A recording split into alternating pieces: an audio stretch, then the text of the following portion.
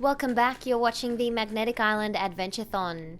As the athletes head out onto the run, Sam Clark from New Zealand is now the new race leader. With a strong running background, it'll take a lot for Surf Ironman athlete Guy Andrews to stay on his tail. 17 k's is a long way, and in these conditions that we Kiwis aren't used to, I was going to have a lot of water, a lot of electrolytes and a lot of good fuel on board to avoid cramping and having a bad race. Well, Sam Clark has put on a phenomenal job of running in all of his events that we've seen. If you have a look recently at the Spates Coast to Coast, he was able to put an amazing run leg in.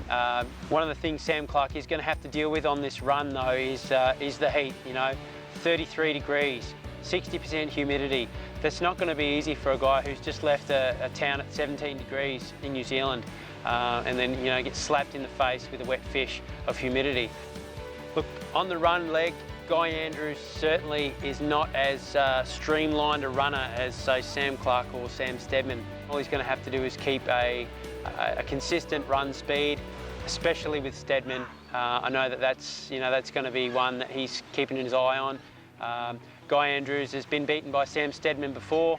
He got taken in the run, by Steadman because he's a very fast and local athlete, very much used to all the heat.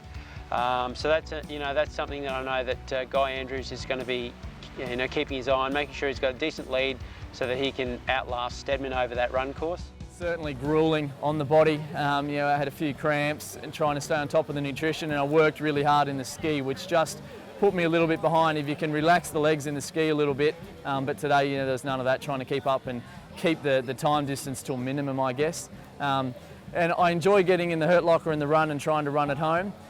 Previous, when Guy came up before, I did manage to run him down going across the top of the island. It's quite hot, and I thought maybe if I could run hard enough, I might be able to bridge the gap. While coming out of the paddle, my whole goal was to be in front of Sam Steadman, the local champ, I guess you could say. And on the ride the whole time, I was looking up behind my shoulders, seeing where he was. So that was really fun. The first time I've ever been able to sort of lead these sort of races in front of Sam. So I really enjoyed that aspect. Luke Smythe is an 18-year-old adventurer who's been competing in our events for the last 3 years. The guy's really improved a lot. It's really great to see what he's capable of. In recent, paddle sessions, he's beaten Sam Steadman. Recently at Battle of the Barge, he beat Sam Steadman by approximately 6 minutes. For me, usually my running's the strongest, but today I had a lot of issues with cramping, so the running let me down a bit. Our current race leaders, we have Sam Clark leading, followed by Guy Andrews, and Sam Steadman, who's just nudged ahead in front of Luke Smythe. Meanwhile, our women's field, Jess Simpson is holding her form well with Andrea Peebles on the chase, but a slight wrong turn has left her with a lot of catching up to do. We have seen that she can last for a long time. Andrea's done multiple, expedition adventure races. It's all going to be whether she can keep the pace going at that high pace for long enough, and bring herself up to that red line, because she would definitely be used to going a little bit less hard because those expedition races are just so much longer. Andrea's love for the outdoors and racing shows that stepping outside of your comfort zone can be more enjoyable than you might think. I'm really big about adventure and about pushing outside your comfort zone, because I believe that that's the magic of life. When you do things that you don't think possible. So, and that's where you really get to test yourself and see what you're made of. It takes a bit of effort, like to try something new and do something. I came from a surf lifesaving background at a very high level, and to go and do an orienteering event and be beaten by little old ladies that knew how to read a map, and it took me years to get good at that sort of stuff. So sometimes you just need to go and take yourself out of that comfort zone and try something different. Oh, it's an incredible feeling. It's a long day out there, and the whole time you're just thinking about that finish line and crossing the line, relaxing, spending time with your friends and family to support you throughout the day, so it's unreal. Jess is a great runner.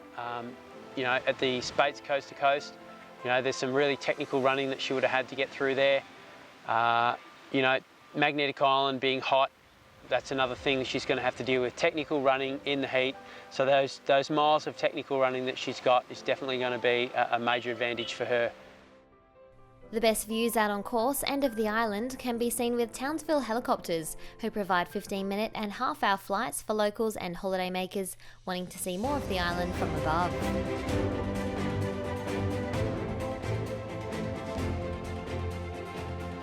While you're staying at this beautiful island, why not stay at Bright Point Apartments, which gives you amazing views right on the water. This room is incredible.